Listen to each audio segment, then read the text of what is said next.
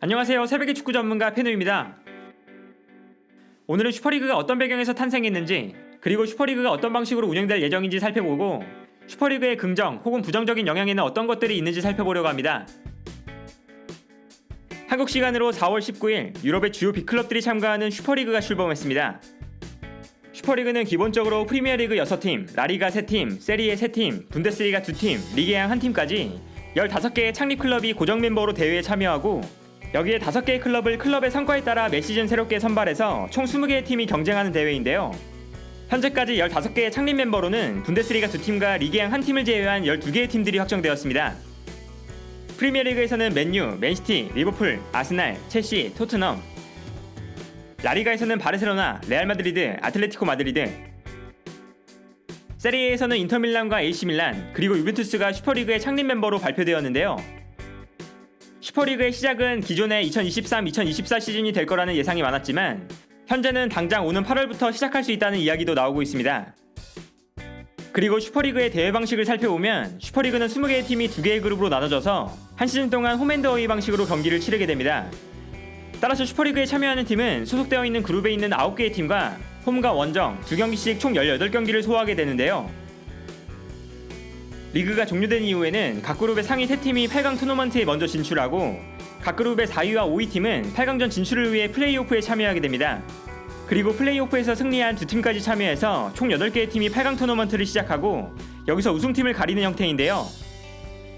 슈퍼리그 측에서는 이 대회를 챔피언스리그를 대체할 수 있는 리그라고 설명하면서 주말에는 각 팀들이 소속된 자국리그에서 경기를 펼치고, 주중에는 슈퍼리그에서 경기를 펼치는 방식을 계획하고 있다고 발표했습니다.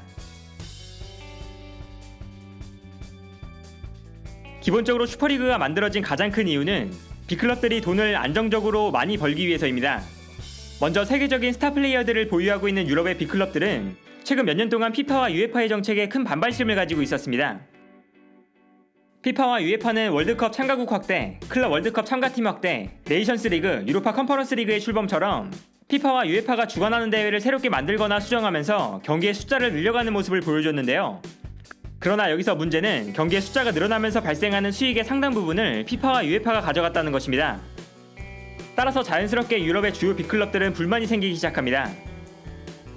선수들에게 급여를 지불하는 것은 선수들이 소속된 클럽팀인데, 피파와 유에파는 돈을 하나도 쓰지 않은 상태에서 클럽팀의 선수들을 활용해서 대회를 개최하고 막대한 수익을 가져가고 있었기 때문입니다. 그리고 피파와 유에파가 주최하는 경기의 숫자가 늘어나면서 선수들은 육체적으로 피로함을 느낄 수밖에 없었고, 당연하게도 부상의 위험도가 높아지고 있었는데요. 이처럼 돈을 지불하는 것은 클럽팀인데 피파와 유에파의 수익을 위해서 선수들이 소속팀에 온전하게 집중할 수 없는 환경이 조성되고 있었고, 심지어 경기 수를 늘리는 상황에 있어서도 선수들을 보유한 각 클럽팀이 결정 권한을 가지고 있는 것이 아니라 피파와 유에파가 결정 권한을 가지고 있다는 것이 많은 클럽팀들의 불만이었습니다. 결과적으로 유럽 각지의 빅클럽들은 꽤 오래전부터 피파와 유에파의 영향력에서 벗어나서 클럽들이 결정 권한을 가지고 있는 새로운 축구단체와 대회를 만드는 것을 계획하고 있었는데요. 따라서 언젠가는 슈퍼리그의 창설이 발표될 것이라는 예상이 지배적이었지만, 많은 축구 팬들과 관계자들도 곧바로 다음 시즌부터 슈퍼리그가 시작될 것이라고는 예상하지 않고 있었던 만큼 이번에 슈퍼리그의 출범이 발표된 것이 축구계에 굉장한 충격으로 다가오고 있습니다. 그리고 이번에 슈퍼리그의 창설이 갑작스럽게 발표된 이유는 결정적으로 코로나의 여파로 많은 팀들이 재정적인 어려움을 겪기 시작하면서 재정적인 위기를 느낀 유럽의 빅클럽들이 수익을 안정적으로 확보할 수 있는 방법으로 슈퍼리그를 만들기 원했기 때문입니다. 기본적으로 슈퍼리그는 기존의 챔피언스리그와 자국리그에서 발생하는 수익과는 비교가 안 될 정도로 천문학적인 액수가 투입되는 대회인데요. 미국의 세계적인 투자은행인 JP모건 체이스에서 60억 달러, 하나로 약 7조 원에 달하는 금액을 투자해서 슈퍼리그를 운영할 예정입니다. 그리고 대회에 참가하는 팀들에게 약 32억 유로의 초기 자금을 지원해서 각 팀들이 슈퍼리그에 참가하는 조건으로 약 2억에서 3억 유로, 하나로 3천억에서 4천억 정도의 금액을 받게 되고, 이미 중계권료도 현재 챔피언스리그의 2배인 40억 유로까지 확보할 수 있다는 예상이 지배적입니다. 슈퍼리그와 중계권을 협상하고 있는 기업들만 봐도 아마존, 페이스북, 디즈니와 같은 거대 기업들이 포함되어 있는데요. 미국의 거대 자본이 들어왔기 때문에 유럽의 빅클럽들은 슈퍼리그를 코로나로 인한 재정위기를 한방에 극복할 수 있는 돌파구로 생각하고 있습니다.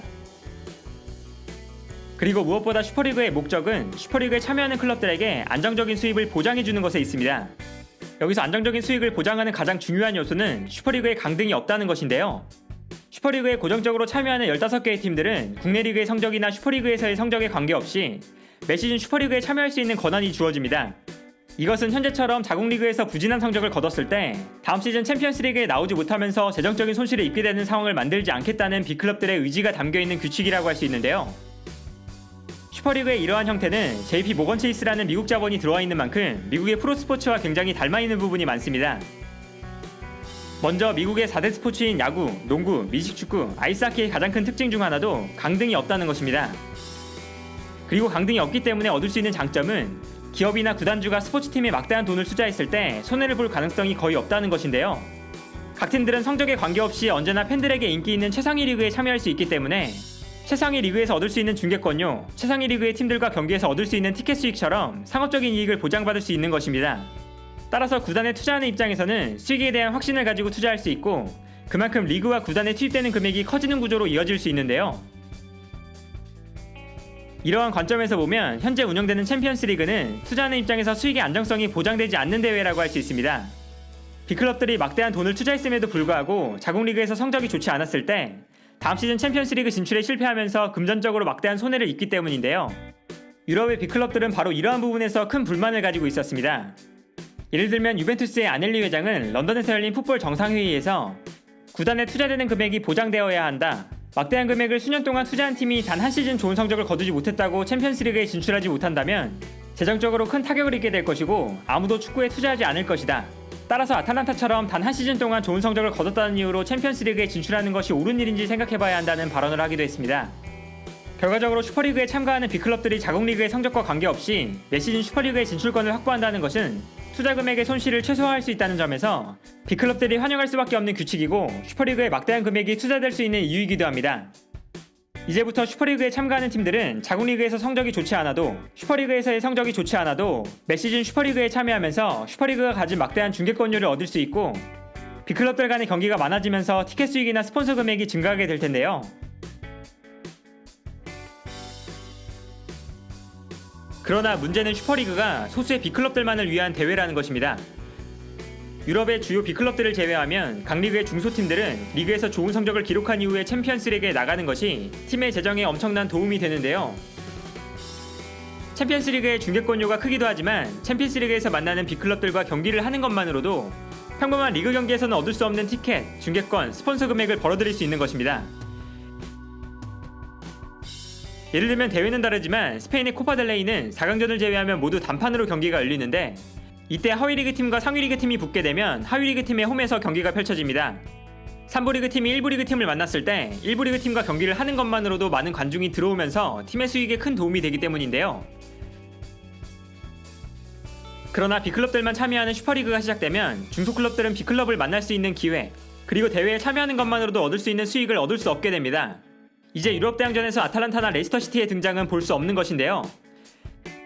결과적으로 자연스럽게 자국리그의 경쟁력은 반감될 수밖에 없습니다. 챔피언스리그 진출권을 얻기 위해서 리그 4위에 들어가는 것이 더 이상 아무런 의미가 없어지고 슈퍼리그에 참여하는 팀들은 당연히 자국리그에 힘을 쏟지 않게 되면서 리그의 재미가 반감되고 리그에 투자되는 금액도 줄어들 텐데요. 더군다나 코로나 사태로 재정적인 문제에 직면한 중소팀들은 슈퍼리그의 영향으로 자국리그에 문제가 생기면 팀의 존속 여부까지 고민해야 하는 팀들이 많습니다. 그리고 이것은 유럽에게 단순히 축구라는 분야를 벗어나서 국가 경제에 큰 타격이 될 수 있습니다. 유럽에서 축구는 하나의 스포츠를 벗어나서 국가의 경제를 책임지는 하나의 큰 산업이라고 볼 수 있는데 소수의 B클럽을 제외한 대다수의 팀들이 재정적으로 어려움을 겪게 되면 각 팀이 속해 있는 지역 경제에도 큰 타격이 갈 수밖에 없는 것입니다.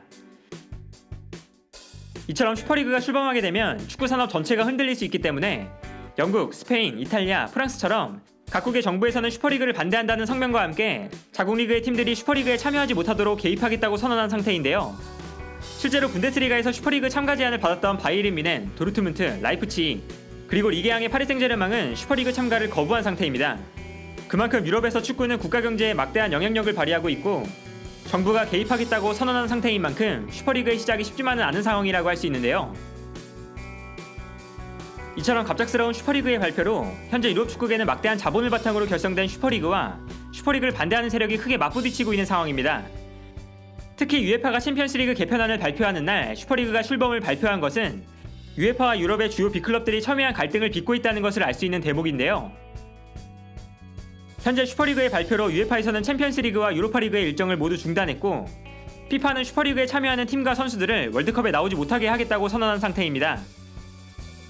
그러나 객관적인 사실만 보면 슈퍼리그를 주도하는 빅클럽들이 자신들만의 리그를 만들면서 자신들을 제외한 중소팀들을 철저하게 소외시킨 것도 사실이고 피파나 UEFA 또한 재정적으로 어려워진 클럽팀들에게 반발심을 살 수밖에 없도록 축구계를 운영해온 것도 사실입니다.